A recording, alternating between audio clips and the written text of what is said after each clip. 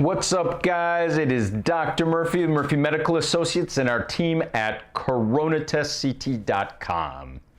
Today is March 16th, St. Patrick's Day, and T-minus 1 day. That's right, T-minus 1 day. And I am here again in the green, just for you. Thanks for joining me today. I want to go over a few things that are very important today, but most notably, as a father, I want you all to really understand where I'm coming from here. I want my kids to have a great life. I want my kids to have a long life. I don't want my kids to have long COVID. Today, on Murphy's Medical Minute, long COVID kids.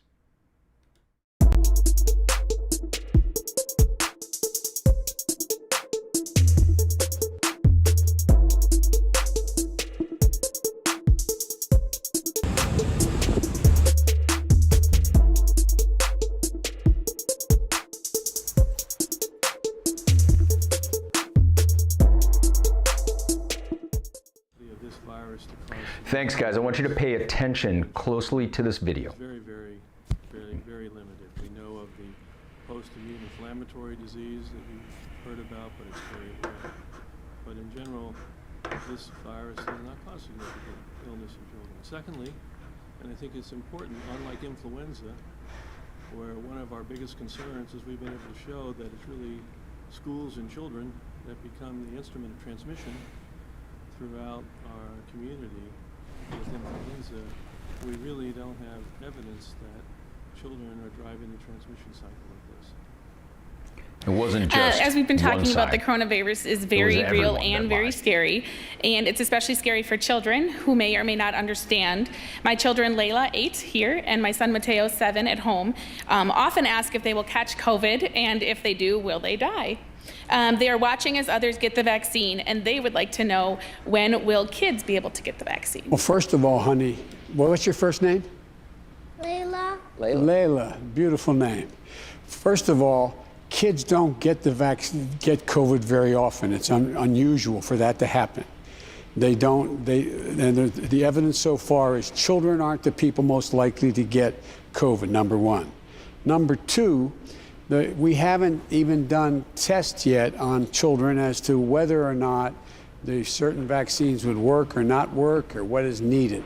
So you're the safest group of people in the whole world, number one. Number two, you're not likely to be able to be exposed to something and spread it to mommy or daddy. And it's not likely mommy and daddy are able to spread it to you either. So I wouldn't worry about it, baby, I promise you. All right, guys. A lot of lies. A lot of lies. Lies, damn lies, and statistics. Today, on Murphy's Medical Minute, COVID-19, children, and the lies that led us here. Who? Our kids. Your kids. My kids. Your kids' friends. My kids' friends. Cousins. Nieces. Nephews. The children that are at risk of long COVID. How did we get here? How did we get here? We got here because we relied on faulty data.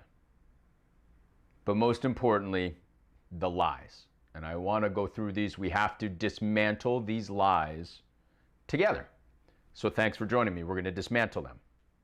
I've got Mark Twain over here. As you know, Mark Twain says, lies, lies, damned lies, and statistics. I think Mark Twain was right. Well, let's talk about the lies. Lie number 1, kids don't get COVID. Lie. Lie number 2, kids can't spread COVID. That's lie number 2. Lie number 3, kids recover easily from COVID. I think you heard all of those lies from both sides of the aisle, from federal governmental authorities. The same thing was spread by local governmental authorities. The same thing was spread through our state levels. And unfortunately, it penetrates to this day with lie number 4. It is safe to open up schools without ventilations or CO2 monitors. It's crystal clear that our leaders made promises and assertions based on limited data. Limited data, and those promises now weaken our public policy ability. Lie 1, kids can't catch it. Well, first off, unless you believe, I'm sorry kids, unless you believe in leprechauns and unicorns, that kids can't catch this virus, it is going to ring with cognitive dissonance to believe that children can't get this virus. Yes, I know President Biden said, don't worry, I promise you, baby, you're not going to get the virus. That's not okay. How do we know that? Well, we need more damn lies and statistics.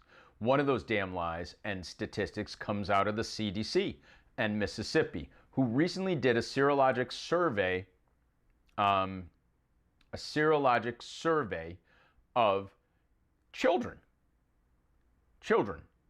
under 18 years old. So what's a serologic survey? A serologic survey is where we go around and we take blood from patients. In this case, we sampled patients who got their blood drawn in the Mississippi health system. They had extra blood lying around, and we do this in our lab too. We have extra blood frozen. So in that frozen blood, guess what we do? We take a look and we look for evidence of COVID. And in this case, they matched the evidence of the blood work showing patients who've been infected with COVID versus the state's PCR tests, the gold standard test that you have a COVID infection. What did we find? We found an error rate. This error rate was 12-fold. Okay, so what does that mean? So for every 1 infection tested positive on a PCR, there are 12 times as many cases. Now remember, this is just patients who had blood done. So if there's 1 case, there's at least 10 cases, and probably 12 to 15 cases that are unaccounted for. Why? Why? We keep saying kids don't get this, and that's because we are the drunk looking for their keys under the lamppost. We are the drunk looking for the keys under the lamppost. Why? Because there are barriers to test kids. I know. From March 9th until today, our most difficult swabs are our kids. Well, not my kids. I can tell you, every single one of my kids has had a PCR swab from dear old dad. But not everyone can do that. Not everyone can do that. In addition, we know that the PCR sample from our nose in children is only good for 2 days. 2 days of infection. And in fact, the Chinese method of anal swabs is much more sensitive for kids and their infections. That's why China's decided to anal swab everyone. It's not because they're alien abduction. It's because it's a more sensitive test. However, with this study in Mississippi, we found that blood samples were quite an easy way to look for prior infection. And as I said, we found a 12-fold error rate if we were using PCR to assume seroprevalence. So do kids get COVID? You're damn right they get COVID. They get COVID all the time. They get COVID all the time.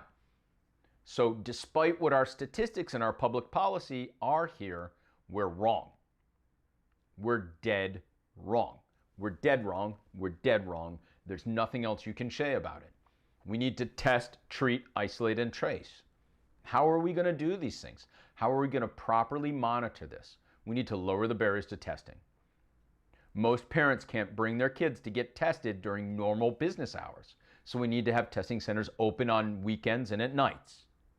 We need to have urgent cares that are able to do testing. We need primary care practices open at nights. We need safe spaces for children. A lot of the parents don't want to bring their kids to the ER because they don't want their kid to catch COVID in an ER. They don't want to overwhelm a hospital, and that makes a ton of sense. So we have to lower the barriers. In addition, we need to lower the barriers for testing by enabling parents to test at home. I have, on my own, our own BD Veritor machine, so I can test My kids, I can swab them at home. I can swab my kids at home.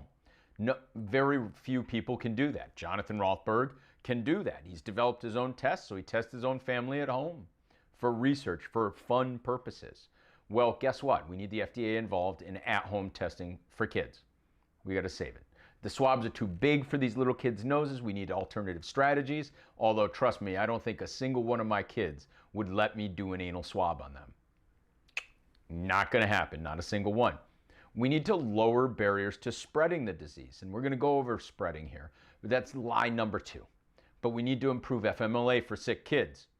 The kids have to stay home. The parents have to stay home. The parents have to stay home. So we have to make that easier for families.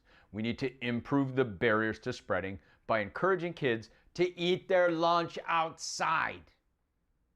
Go to school, picnic tables, outside. And lastly, we need to get better statistics. So we need to do monthly serology surveys on a nationwide basis. Monthly serology surveys. We have to recognize the limitations of our ability to detect.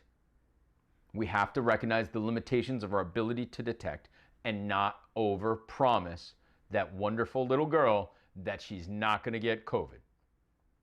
Lie 2. Lie number 2. Kids can't pass COVID. Kids can't pass COVID. One of the things I want to bring attention to is Long COVID Kids, longcovidkids.org. That is an organization in the UK doing research on kids who have long COVID. Kids who have long COVID. And they have assembled some powerful data in their school system. Powerful data that is going to be important in the United States as well. Why? Because the UK just experienced the UK variant. It's going to be here, and it already is. We need to understand what that is going to mean for our schools. What that's going to mean for our schools. Why? Because our children are at the schools.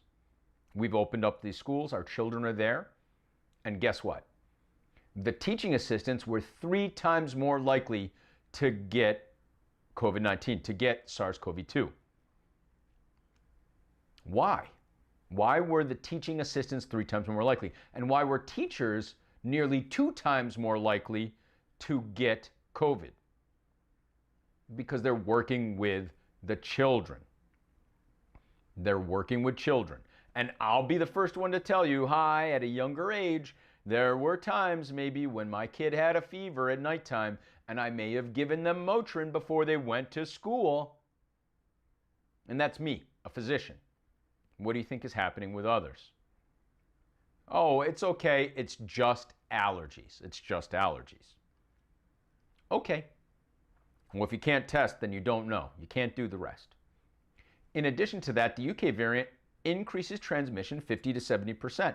So in what world do we think that the children aren't transmitting this virus? School systems in America are going to see the similar data to the UK variant and the UK school system. Lie 2, kids can't pass it. Well, guess what? We need to improve ventilation.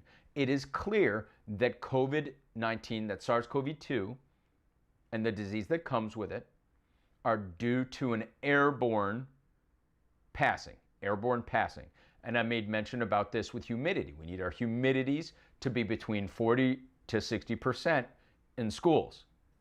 Compressed air dries everything out. We see that other respiratory viruses pass like airborne in dry conditions. So we need to improve our humidity. But more important, we also make sure that we do air exchange. We need to do air exchange. And how do we know when it's time to open up the windows? Well, we should keep them open all the time. Well, who's going to pay for the oil bills, the skyrocketing heating bills at the schools? I don't know. We just had a COVID relief plan that passed and sent billions of dollars to school systems. To do what? To pay for CO2 monitors, to open windows, to improve HEPA filtration. Whether you have HEPA filters in each room or you have a MERV 13 filtration system, we need to lower the barriers to ventilation. We need to lower the barriers to spreading again. We need to recognize that we should be eating lunch outside. We now have to recognize that SARS CoV2 is an airborne disease. It's an airborne disease, especially in dry air. We've seen that. We've demonstrated it. Studies show it. Children are at risk with poor ventilation. I don't know about you, but big old Papa Bear, I don't want my kids getting COVID. I don't want my children getting COVID. And I definitely don't want my kids getting long COVID. The stories of long COVID in kids is heartbreaking. And not testing them to avoid facing the reality of it is not bliss. Ignorance is not bliss. So here you can take a look at the slide deck right above you there. You can take a look and understand what a good ventilation strategy is with a CO2 monitor. We need to keep our CO2 between 250 and 400. 250 to 400 is outdoor air. We may not be able to do 250 to 400, but modeling studies have shown that if you have a 400 CO2 parts per million, your likelihood of infection is 25 times less. 25 times less than airborne at 1,000 parts per million. At 1,000 parts per million. We need to keep our air ventilated.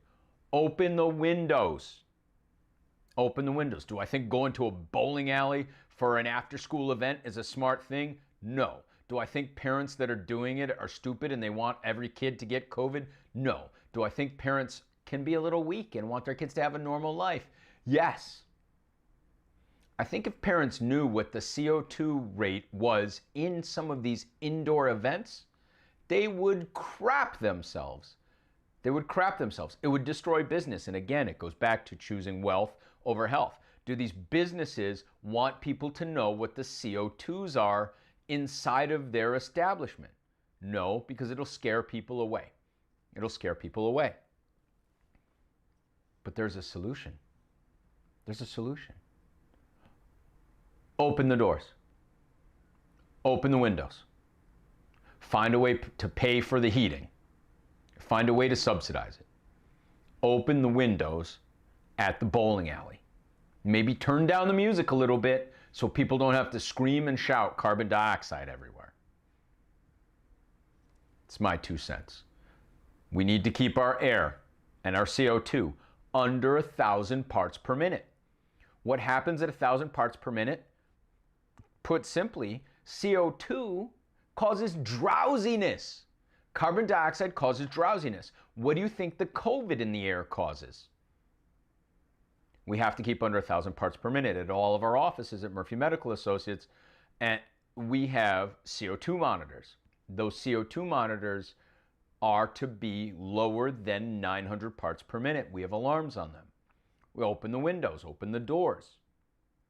Open the doors, let the fresh air in. When you get to over 2,000 parts per minute, you get headaches, you get stagnant air, stale, stuffy air. Why would any small business owner or large business owner want their employees to have headaches? Why would we want our employees to have loss of concentration? We wouldn't. We wouldn't. We want our employees to have lower CO2 in the air. OSHA needs to get involved here. Health departments need to get involved here. We need to pay attention and eradicate lie number 2. Kids can't pass it. Kids do pass it. Look, kids give it to their teachers. Kids give it to their teachers. And they give it to each other in places like bowling alleys. Next, lie 3. Lie number 3. Don't worry, if you get COVID, little kid, you're going to get right over it. And then you'll be immune. It'll be fantastic. Wrong. Wrong. Wrong, wrong, wrong, wrong, wrong.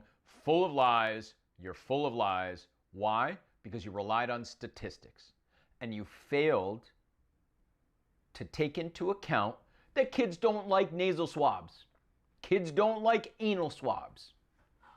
The Mississippi study showed that we should take whatever number is a positive PCR number and multiply it by 12, and that's the likely rate of kid infections, right? Whoops, missed that one. Big time. Big time. You can mathematically model it out, and I can tell you right now, even if you model the rolling of antibodies, you're at least 6-fold wrong based on your PCR results. Here's another place where we're dead wrong. Most of the kids, and this is great data by long COVID kids, great data. Long COVID kids data says that over 50, 1 out of 2 kids with COVID that they're studying had symptoms 120 days out. They used survey data from the UK. 1 out of 2 kids had symptoms 4 months out. That was the UK. That was the last wave that they had. That's their January data after the UK variant ripped through the UK, and it roars through Europe right now. Most telling is that 43% of children are impaired by these symptoms. 43% of kids. I don't want to get upset because, like, I've got kids. I've got children who I love. I couldn't imagine them getting COVID and knowing that it was a coin toss whether they would recover or have symptoms 4 months out.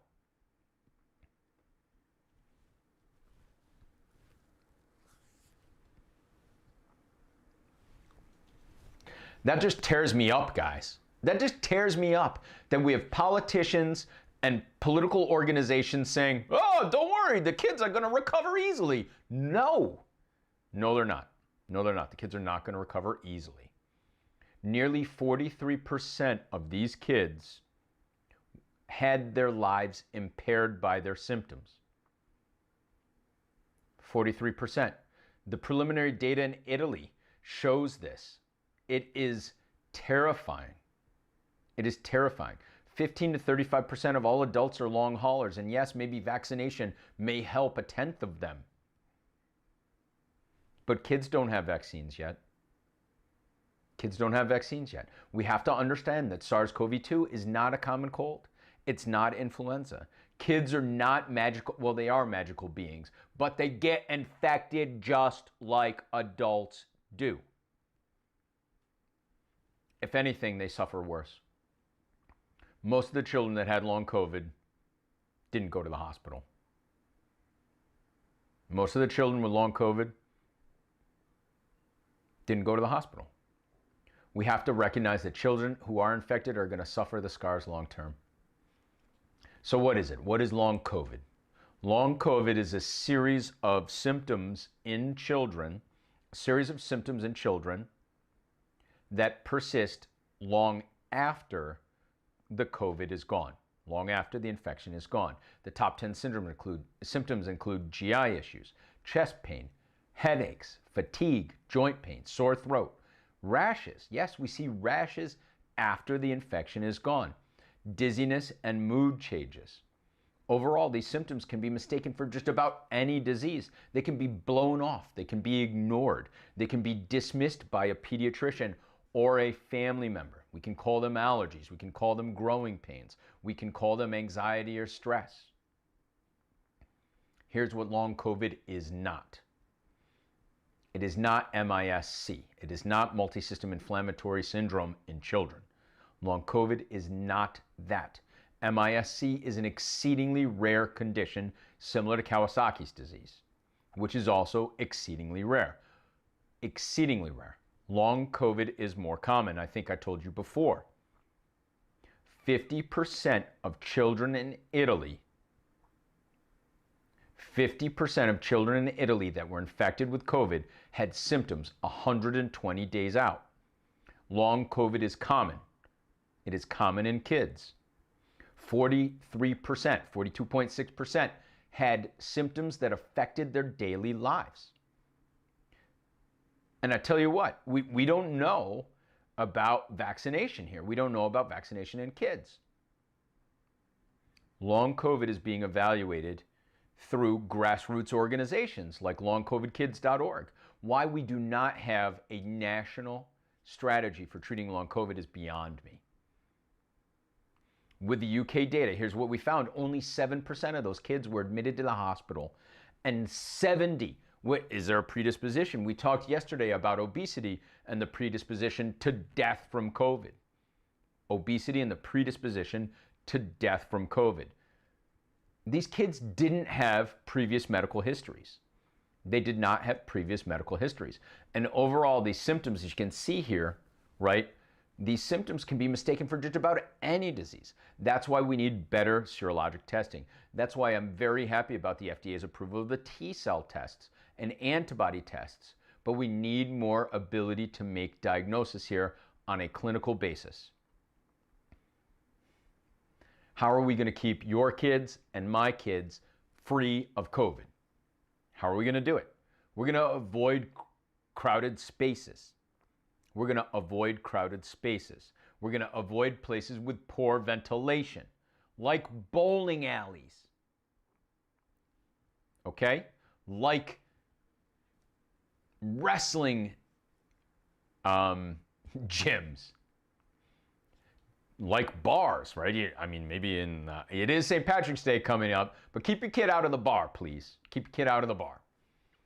We need to avoid crowded spaces, especially when we're interacting with people who are not part of our bubble. And we need to wear masks. We need to encourage our kids to wear masks.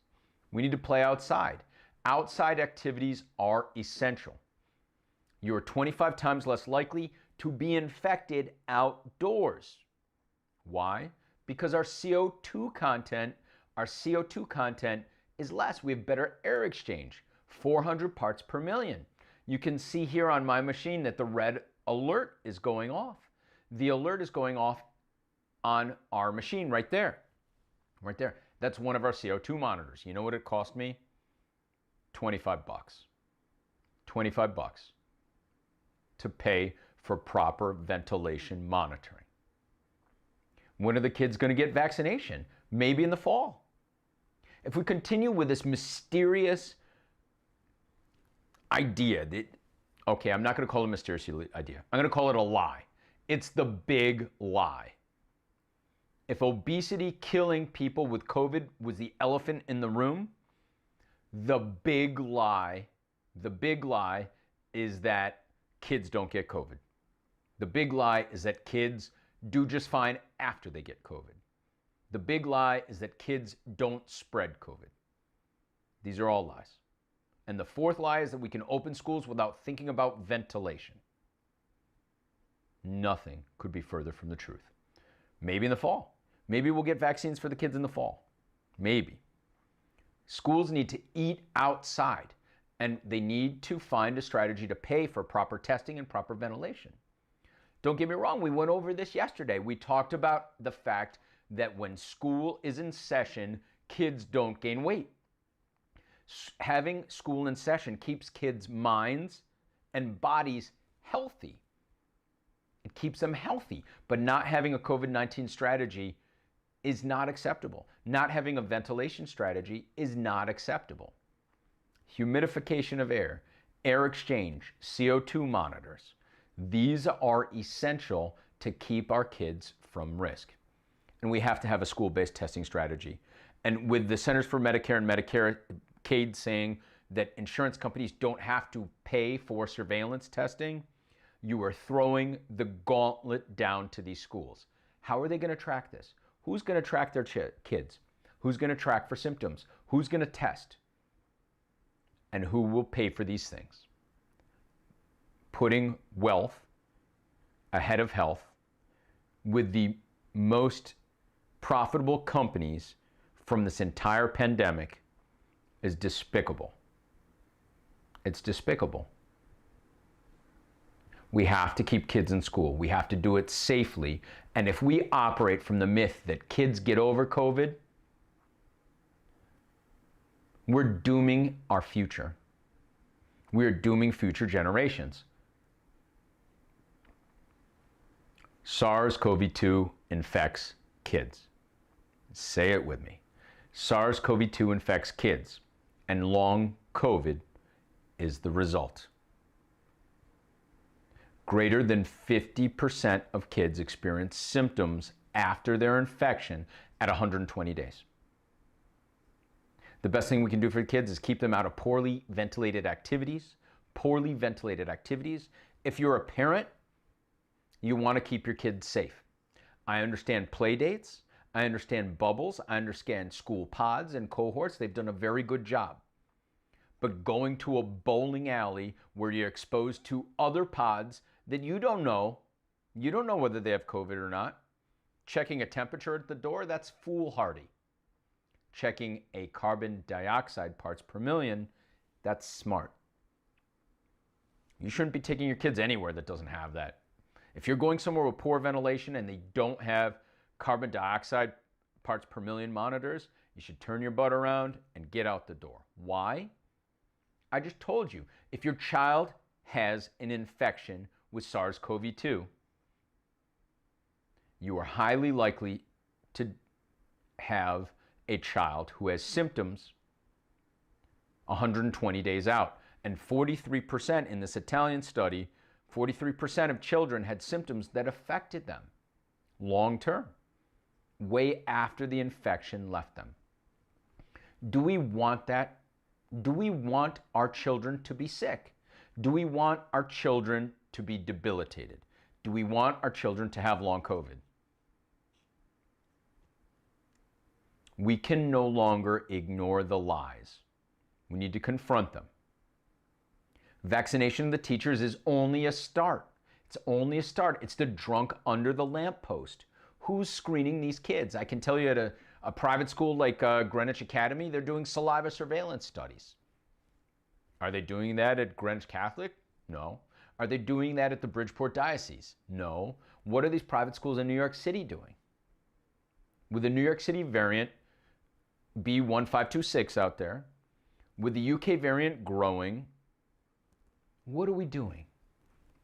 What are we doing? I presented some very important data. I also presented some very significant lies. If you want to believe the lies because they comfort you, then long COVID kids is the reality. Long COVID kids is the reality. Not one kid, not two kids, not even long COVID in adults, 10 to 35%. In the Italian study, 50% of kids. Oh, kids don't get it. Wrong. The seroprevalence surveillance study with the CDC in Mississippi indicates kids get COVID. And our assessment of how many kids got COVID is off. 6-fold, 10-fold, 12-fold. Who gives a crap? It's wrong. It's wrong. Kids get COVID. There's no way around it. There's no other way around it. We have to take care of our kids. We have to take care of our kids. If we don't take care of our kids, who will? If we don't take care of our children, I don't expect the politicians to take care of our kids. I don't. I expect the politicians to say, I promise you, baby, if you get COVID, you're going to be A-okay. You're going to be A-okay. So rub some dirt on it. To recap, we've been fed lies in regards to children and COVID. We've been fed lies in regards to children and long COVID. The Italian study demonstrates that nearly 50% of kids had symptoms 120 days out. That's 4 months out. 4 months out. The UK data indicates that only 7% of the kids were hospitalized. And the Mississippi data indicates that kids get COVID. And kids give COVID to their teachers. It happens. If we don't focus on taking care of our schools, if we don't focus on keeping our kids out of poorly ventilated places, and if we don't, listen, there's so much safety and helicopter parenting going on all other fronts. Skiing, wear a helmet, buckle up.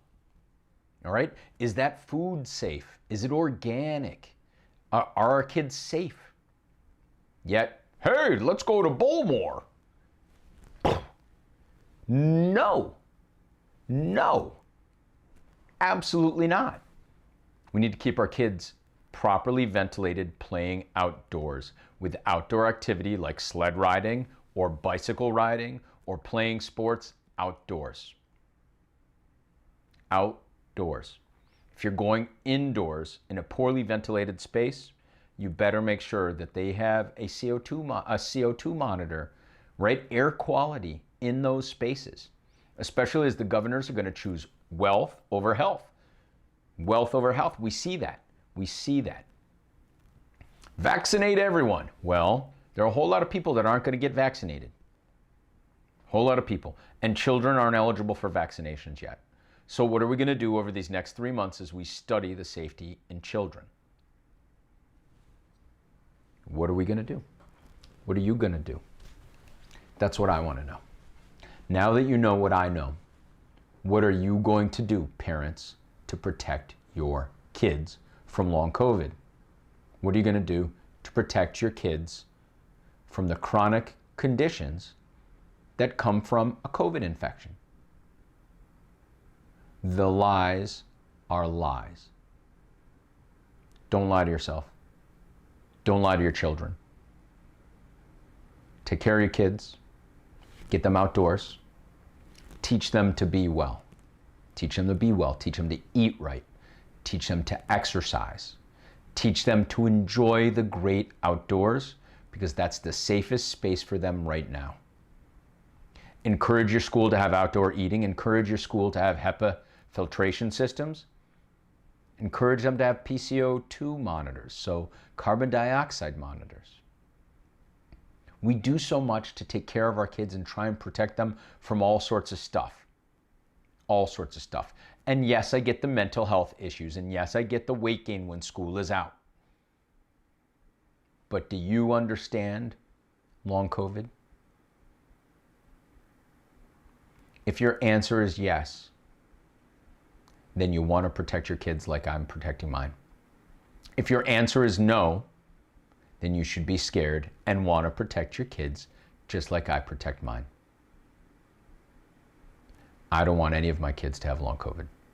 And I don't want any of your children to have long COVID either. So, let's protect them. Let's keep them well. Let's keep them outside. Let's keep them exercising. Let's keep them safe. If you are a parent and your child has long COVID, you can reach us at Murphy Medical Associates. We take care of long COVID kids. If you're in the UK, you can reach out to longcovidkids.org. That's longcovidkids.org. They have a fantastic resource for you.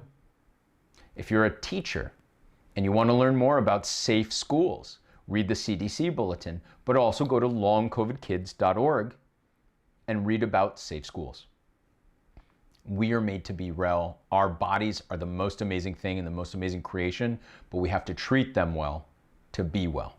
That includes lots of fresh air and sunshine. Lots of fresh air and sunshine. I love you guys very much. It's Dr. Murphy, Murphy Medical Associates. Today's date is March 16th, 2021. Let's keep our kids from getting long COVID, right? Was it Whitney Houston? The children are our future. Treat them well and let them lead the way. The kids are telling us 50% of children had symptoms at 120 days in the Italian study. What are we doing? What are we doing? Take care of your kids. Take care of each other. Kids get COVID. Kids get long COVID.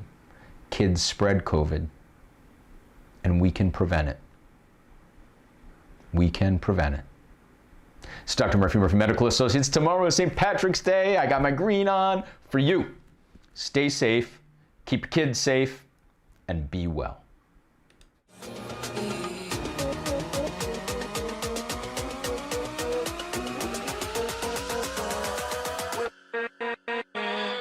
With